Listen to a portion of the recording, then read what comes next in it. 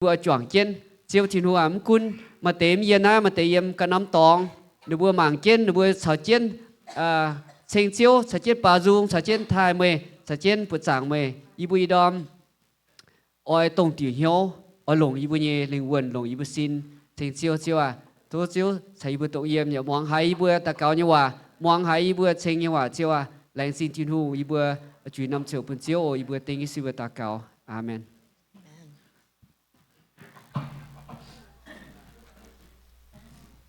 All right, ta tạo bèn on như phê. À hê như phê. Mai on lọ trang lặng như phê. Amen. Bữa lâm giọt chỉ xin tạo dung ngọt. May we stand and sing praise to God, please. Hosanna.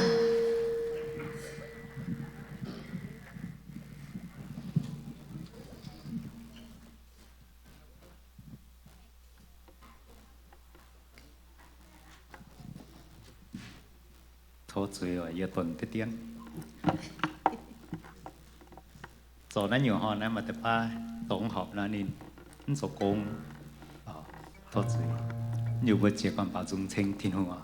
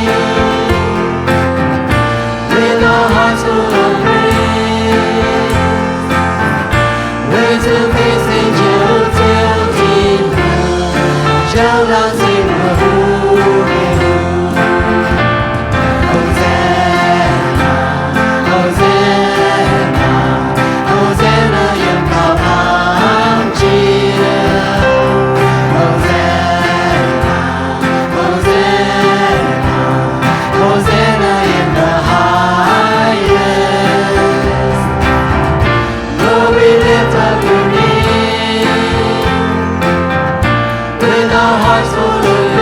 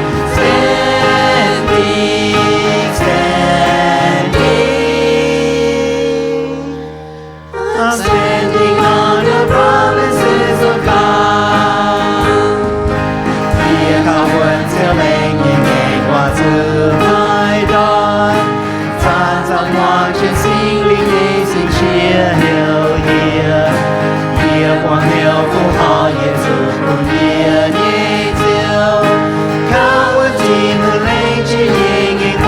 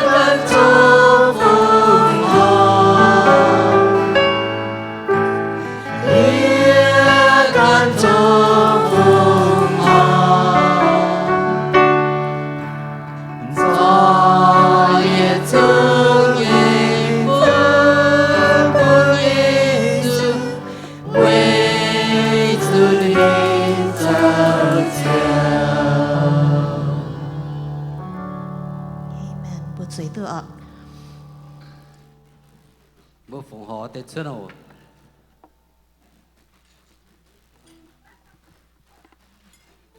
họ lại xin thảo nhiệt chú hỏi chỉ toàn cái tham nhiều thành chế bê chưa nhưng mà pha phải chế tàu chỉ toàn bữa ấy bố chẳng toàn cái tham tới tiền bố mà chế tàu như toàn mà bố chủ công khâu ai hỏi bố chủ thêm bố giá dòm nè giờ bố tất cả phụng họ lại xin chiêu bê chế bị đom nhiệt chú choáng nhiệt choáng có nhiều member nhiệt chung nhiệt tu dưỡng thật chiếu sinh tin tài mà bé on nhiệt phụ sự chiếu nhiều hỏi à yêu nhé bà mày chiếu bùi bài tiết tu chia mà chiếu yêu mà chiếu choáng tàn tiết chiếu thung mà bé yêu tu chiếu bé on nhiệt chung nhiệt tu dưỡng tài phụ sự chiếu mà tây ẩm tu tài mà bé yêu béo nhiệt tu chiếu chiếu cô đối với thành nó chọn đối bé với đối tiền nó mới phải tiền ông thà hay tu tất cả tài phụ sự chiếu cô như vừa hỏi mà chăm mà chỗ như vừa hỏi phụ sự chiếu giờ ở trên chiếu như vừa nó tệ tùng mà bé on nó tệ chính ta hay tu thằng này chính tiền ta phải trên chiếu chẳng tiền chiếu thương hồ mà chiếu sẽ vừa tụng yêu mi chẳng nắm chiếu như vừa hỏi chiếu nói tệ phòng họ nhẹ chính nhàn về chỗ chiếu như cùng về chiếu giờ chế duyên bún tận làn miền từ rồi mà bún và mai bún nhà mà chiếu chế duyên bún rồi mà chăm nhẹ chiếu bún rồi giờ tiền om thiết nhà ai hai mai tập bún chẳng tiết chiếu thiếu ở bữa mai như bữa ở phòng họ tại chỗ chiếu như cùng buổi chiếu nó nằm là bài to như bữa tu tài chẳng tiết chiếu thung ít tại bữa phòng họ to chia tại Giêsu bữa amen.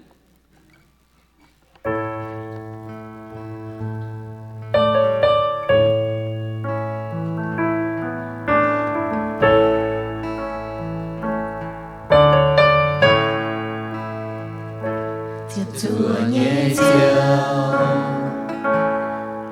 chiều thế hết khó lên suy niệm nhầm nhiên nhẹ mẹ chiều tan tan lâu trên nhẹ nhầm đường tâm ban hơi chiều tràn thàn thu muôn hệ chuột tai ô ye bao dung thì chết chúa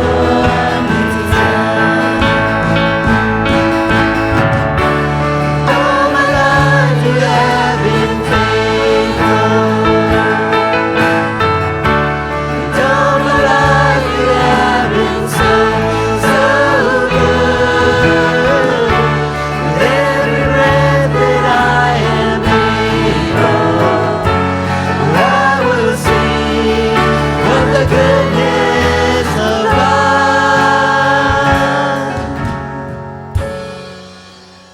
Well, I will sing of the goodness of God.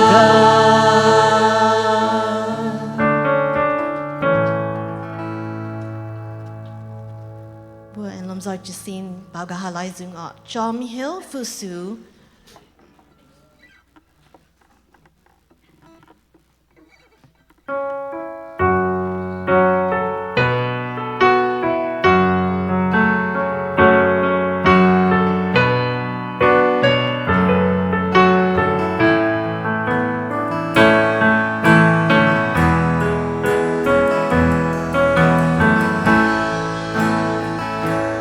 Chia xin ai gieo tin ngày năm nhiều,为自救可怜也航海过，爱自福不念将美不久，不念龙不走念美苦功。我爱自长漂浮自己路，冷静着奔波遍地内高，浮世间外国边海不高，我爱自光耀安美复苏。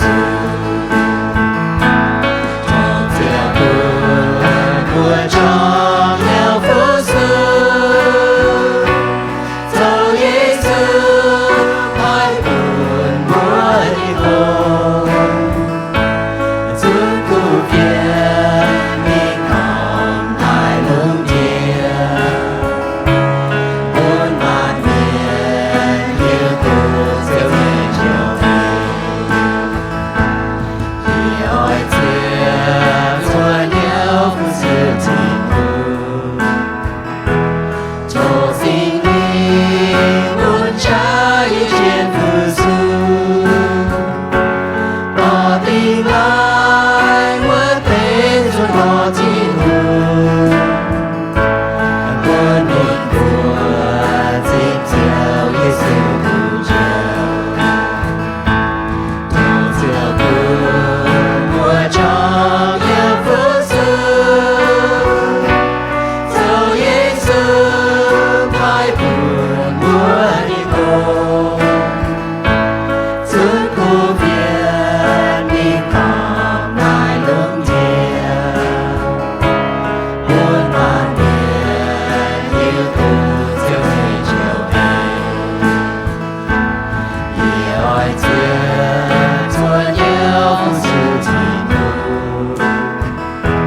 做心灵不差一件复苏，把定来我陪着我进入，不离我今朝耶稣不救，不离我今朝耶稣不救。不离我今朝耶稣不救。Amen. Một suy tư ở ít dần bữa biển William Hill mong kinh sâu ở bữa chị bên sang pháo ở.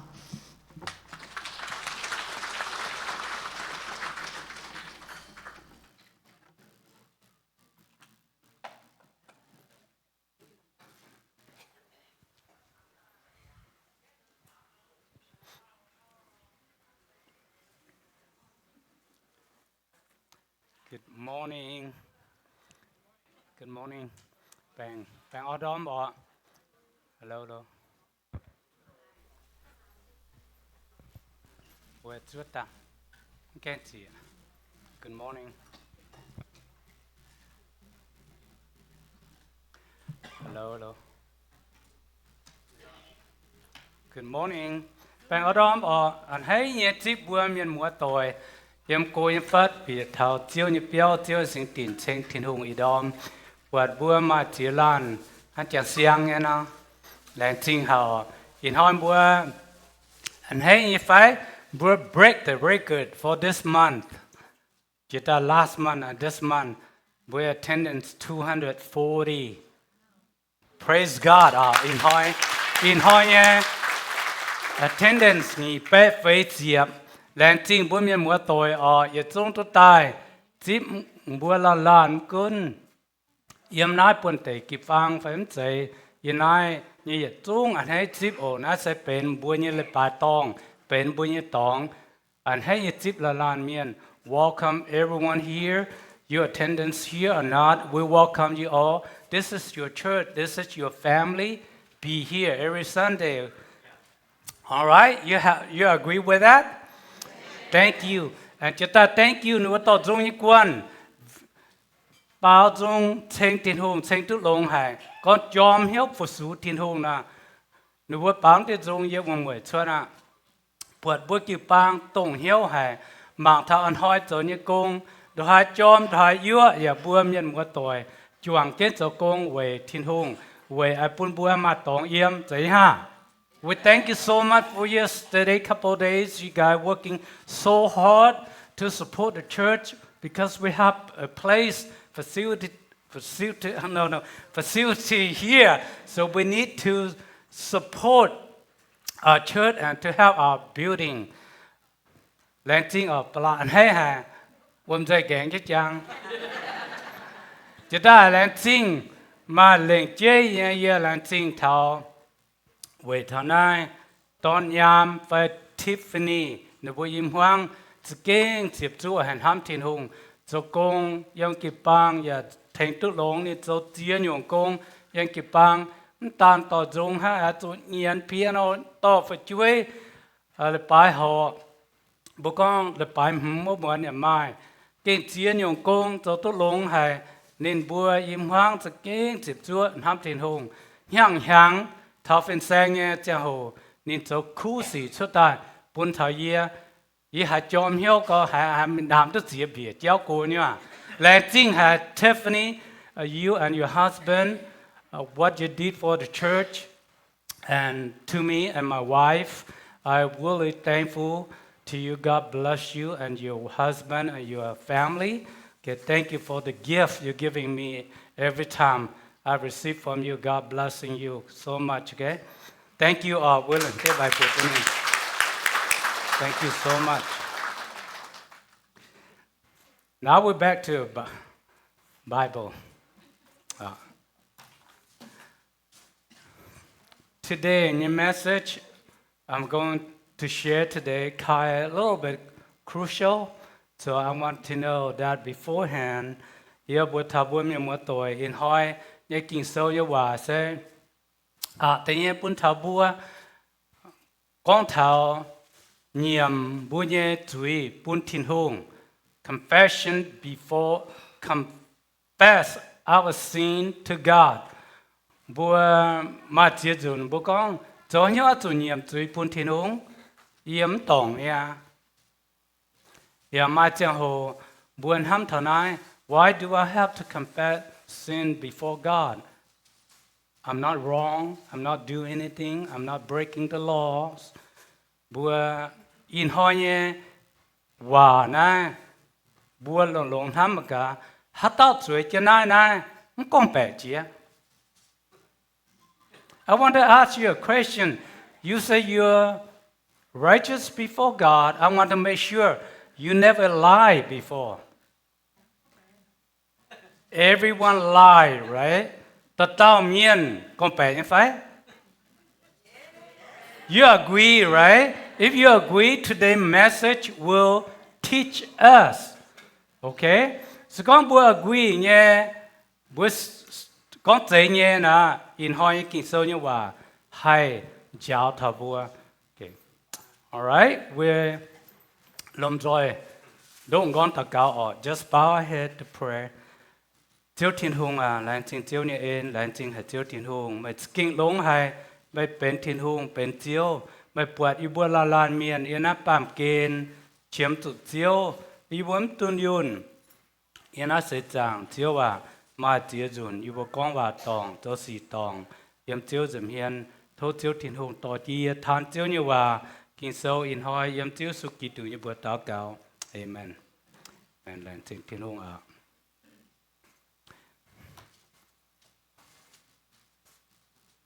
với mang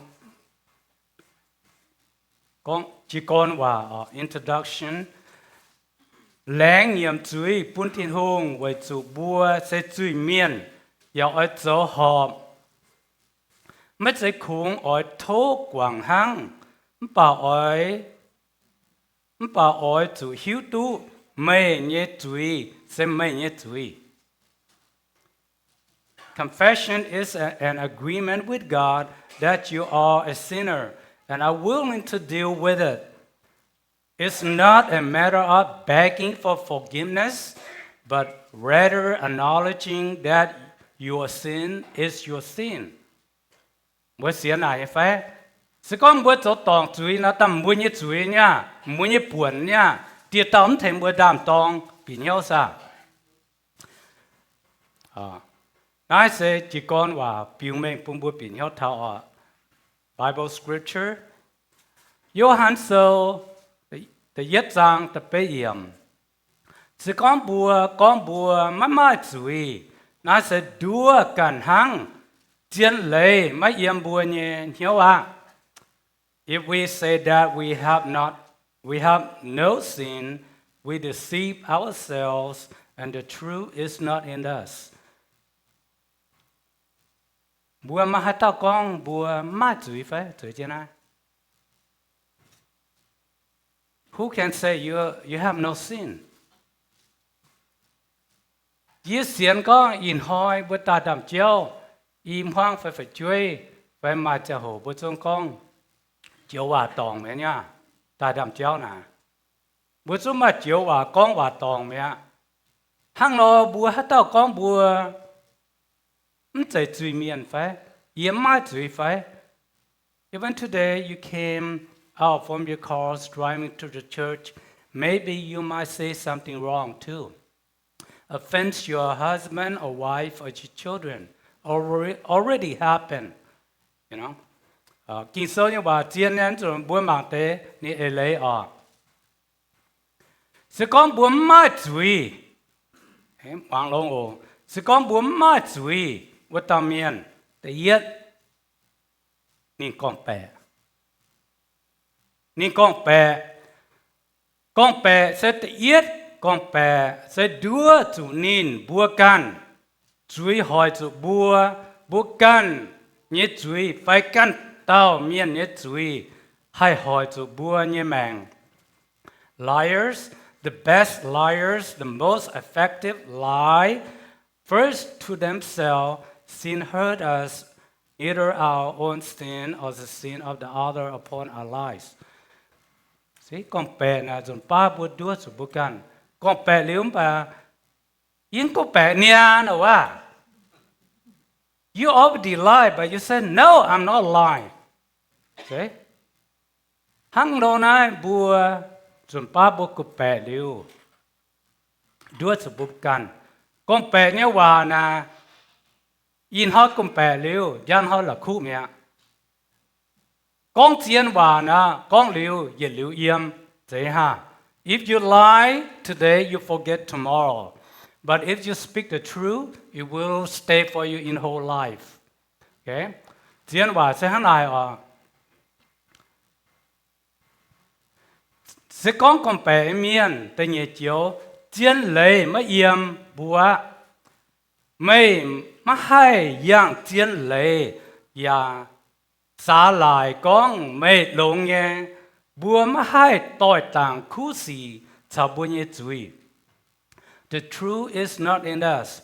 You cannot walk in truth and pretend you are not fine. We are not able to balance our good works with our sin. Biển hiểu ý phải, khu xì chào chuối nằm hay họp mà nhung. Khu xì hay bịa, chuối hay bịa tại yếm bùi hiếu, bùa yang chiến lệ miên là khu xì, con bè chóm hay yếm bùi như mèng. Ôn nhung, Chuy là khu xỉn hai tội tàng, giang thầm hoáng hai hòm. Okay. Just balance ourselves. The truth is not mixed up with sin. When you're speaking the truth, for instance, like light and darkness, it's not mixed together. That's a compare Iu-Mien Hanai or the farm. My khang nhiệm chuy Iu-Mien or sinh dông sâu phát triển nhẹ the farm yên yên chiến mấy nhiệm yên chuy với dàn yên xin hay chiến gì với chuy yên giang thôi chuẩn chỉ yếm. Do not confess your sins. When I kept silence, my bone wasted away through my groaning all day long. Kinh sâu nhưว่าบุบชิงยังไม่เนี่ยสกองโบราณเมียนแงงกินนี่จุยนี่เงียบจุยนะฮะเนาะนี่จางหอจุนจะเยี่ยม So for those you ignorance or ignorance, you don't want to confess your sin, what happened? The sin will hit you hard. Okay? Chuy là yếm chứ bữa xin là sẽ có bữa tòng liu bữa nhiệm buôn thiên hùng phai bữa miền múa tỏi bữa xã tao là bữa tòng liu bữa nhiệm buôn phai là bữa bữa lan miền ma bèng on nhung.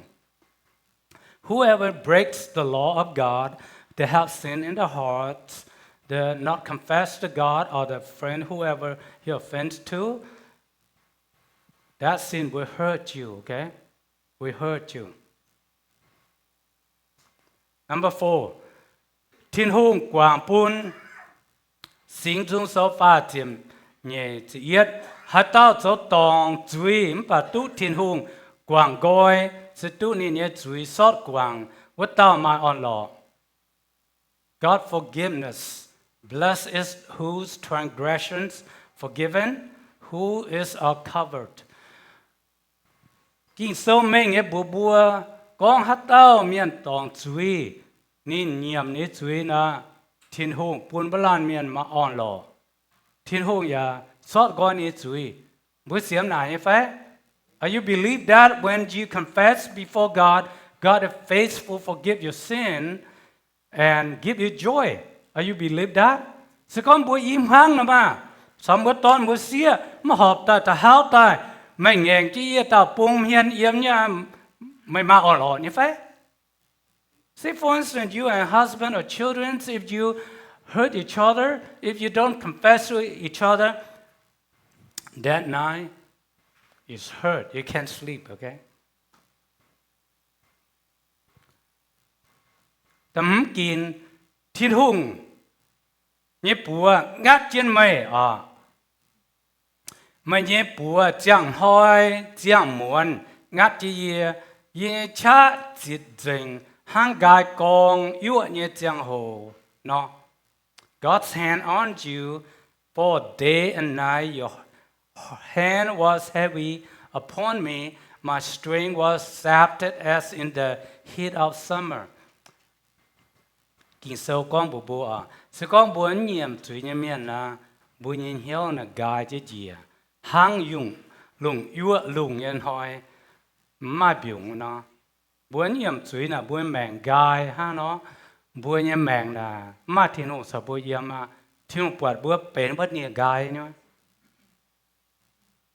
Bible said that if you have sinned, you not confess before God, you're going to be like summer. How hot is it, summer? Like grass that dry. Your heart will dry away from God. You stay away from God. You don't have any communication with God. That means you're almost dead. Okay. Buổi mong thật kinh sâu ở con David niệm chúi à. Yết chiều niệm yết nhé chúi buôn mày á. Yết mấy bình yết cho tòng yết xì. Yết con yết ở tòng trên chiếu niệm yết cho tòng yết xì. Mấy chiều quảng gọi yết cho tòng yết chúi. Sinh dung sâu pha chẹp nhẹ. The farm. I acknowledge my sin to you and did not cover up my iniquity. I said, I will confess my transgression to the Lord, and you forgive the guilt of my sin. Bữa mà tháo nhung giấy David hùng nên tòng liu thiên hùng nên mai hoài như chiếu yếm ní mèng và yếm con thảo ní biến dùm hiền hắn nên mai hoài như xì yếm ní mèng chỉ chú thiên hùng liu thiên hùng ăn hay nên yếm thiên hùng dùm hiền nên yếm chú ở thô thiên hùng nên chia tu nên tòng ấy mà. So King David had breaks the law or commit the sin that somehow God knew it. God going to stop him, and he realized he against the sin that against God, and he confessed his sin before God. Bua God as he tu scom bua tong na bua as hiu nha. Scom bua tong lium pa bung nhàng kiên. Thiên hùng hay cho con yêu bùa màng. So when you sin, you have to acknowledge you are sin. You break the law of God. You have to confess it. Okay? The thiết yểm ở nhiệm bùi nhé chuy, kỳ số mình nhé con ở the yết trang the chúa yểm. Sự con bùa nhiệm bùi nhé chuy thiên hùng sẽ chịp chúa nhé bánh phim nhé chiều quảng bùi nhé chuy cha bùa châu nhé yết chung hoài xì. We confess our sin. He is faithful and just and will forgive us our sin and purify us from all unrighteousness. Kinh số như vậy, con tụi mình nghe sẽ con Hnamv mienh niệm chuy là thiên hùng quảng bún in. Sẽ con bún nhiệt chuy là bữa lui là cuộn chén là hộp là bữa hai nó dấu bữa tụt dấu ở dỗ lên thì chúng ta dành thì ta bẻm thế bún nhiệt chuy cuộn chứ bún hiếu cái nhiều là bún niệm bún thiên hùng bún nhiệt chuy nó dành em bún hiếu nè ta cuộn chứ cái nhiều bún hiếu nhé cuộn trên hiếu phải cuộn trên năng gõ này Việt Nam mạo làm hết chia nhá bún buồn và thiên hùng buồn nhá. See, for instance, your shirt that get dirt into it, stain, you need to wash it. If you don't wash it very crystal clear, people can see it. Even God see it too. The big mark that in your heart or your mind, big heart before God, God can see through very clear, like crystal clear. So that's why we need to confess our sin. Cái hà lai ở bữa nó to tai lồng màng tháo nhiệm suy như cháu ở bữa màng tháo cái nhiệm suy như cháu hay thèn bữa đam tong bữa như suy ya ló chàng quảng suy ở. Confession is the way to hold ourselves accountable for our sin and seek forgiveness. That's the yết kín hăng nó ở. Tên nhị kín, nhiệm chuy, tu dọ lông, táng minh, mai ký tông, chào thiên hùng. Tập phàm, nhiệm chuy, hãy thánh dọ lông, táng minh nhé, hóa tội, tu cấp, trốn tài. Confessions help to repair relationship with God that is broken by sin. 3. A confession that can help repair broken family bonds back together.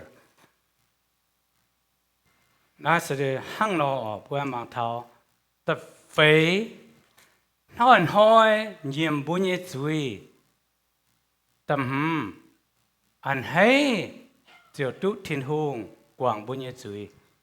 Confess a sin on daily basis. 5. Rejoice knowing that God forgive us. Nó sẽ giáo thảo bùa in họ kinh số như hòa. Bùa là lan miên tuân yun. Yên ai sẽ sang. Là lan miên mà chỗ tòng. Là lan miên ya con hòa tòng.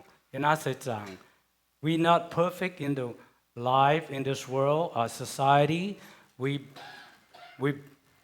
sin against God and we also offend our family, our children, our friends, you know.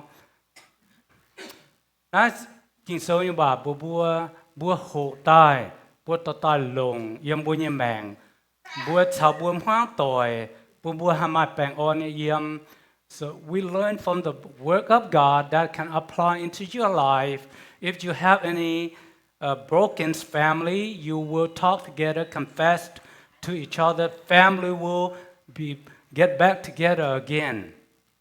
Sự có bùm hoang tỏi họp và im hoang của nhựa phảiជួយquả phun hòm này bùm mai cho hòm để chẳng cái nhựa này nín hay muốn như tòng nằm hay trò hay lồng hàng lo chúng ta có mà nhiệm như chuối bữa chúng ta hay trò tốt lồng thiên hùng ở phiên hàng ấy thiên hùng bật bùa ya ở chỗ hàng này bữa nhiệm bữa chuối bún thiên hùng hay trò bữa hiếu ni hay quảng bùa bữa tòng miên bữa chủ nhiệm bún miên hay quảng bùa sự có miền tòng bùa miền tây nhiệm bùa quảng nín là chúng ta ham ai trò lồng yên à hay bên khu miền yếm thiên hùng dùm hiền. You guys agree that's today's message? It help you? Help you? All say amen. Amen. Thank you. Now we're back to communion with God today. We focus that everyone is sinner in this world would need the Lord save you and save me. We need the blood of Jesus cover for your sin and my sin. Bùa yếm non pam kia na bùa mà chuối lùng đĩa bùa ở chỗ chiếm chủ chiếu su tại yếm chụp giang giá na quảng bùi chuối giá bùi chuối quảng hàng nó bùi nhận xin hàng chẳng hồ bùi xin bùi hít tu mà tàu chiếu ham mê ham yê. When we come to the Lord's table, you have to know that the one God that loved you enough to die for you. Bùa giờ chủ hít tu có sẵn bùi nhận xin hàng này chạy nhận về bùa nhận sinh hàng bùa nhận giảng thảo tiêu thiên hùng tham bùa. When we're in the Lord's table, we take communions. We have to remember it's not for ourselves, but God. Remember God done for you and me, right? You guys all agree? Bùa nhận chiếu cái lồng hay nhá. Nín chỉ tụt tay, như này nằm bám kén lồng đĩa, ấm chúng mình tháo chụp giang cha. Our Lord came down this world, this earth. He had to go to the cross to die there, hang in there for you and me. Okay? Hàng này in hỏi bùa xiên có kỳ sâu như vậy nè, chiên nhé, bùa ở chỗ tôi tai lồng, ở chỗ tôi tai chuột, tôi tai lồng ya bùa mèng, bùa xiên như vậy. Today's Bible message is clear that we have to apply into our heart. The Bible is correct. Nothing wrong in the Bible. We wrong, right? That's why we need a Savior. Nam cha hồ bùa lom joy ta cáo à. Bùn chàng bùa lom tới cha hồ ta cáo. Hang in họ kinh sâu như vậy giáo bùa. Muốn nó bùa chiếm tự thiếu. Bùa chiếm tự nhiệm chuối bùn thiên hùng. Ý ẩm con ý tự nhún, ý con ý căn ở chuối miền. Ý chiếm tự nhiệt chiếu thiên hùng quảng nhiệt chuối. Bình hăng nghe. We all here, we have to confess for God, I am sinner too. I'm not perfect before God. I need my sin to forgiven. Okay, we all bow our head to take 1 minute to pray. Ta câu lãnh chỉ chiếu thiên hùng chiếu à tọt chỉ mà chiếu bêu trên đi bùa hiện hạ nhẹ hào năm trăm hào năm hoi vừa lãnh chỉ chiếu nhẹ em chỉ cầu chỉ bùa ý tràn chỉ bùa giả cho li bài thà đàm tiền chỉ bùa chẳng sự chiếu nhẹ em chỉ cầu trên đi bùa ý tràn chỉ bùa cho chiếu tiền nhận hàng bùa tọt chỉ chiếu nhẹ em bùa chủ chỉ bùa bông nằm dưới chỉ bùa sẽ chẳng thọ chiếu nhẹ xin dạ rồi hỏi chiếu tình tại tình chữ dòng giá liệu chốt trả như bùa chiếm dạ thành bùa miền truy bùa nhầm nằm bông nằm chan bùa chẳng thọ chiếu như chiếm rào bùa màu to như truy bên bùa chinh dạy như bùa bùa tút chiếu bành ổn thì bùa lành chính trả như bùa nhầm dưới bông nằm chan bùa chẳng thọ chiếu bùa mắt lực phụ chiếu như ên chiếu tại tình chữ dòng giá ti bùa màu to như truy bùa bùa tút chinh dạy như to chỉ chiếu như ên thì bùa hạ ta cao lành chính tình chia sự chỉ tượng như bùa. Amen. Amen.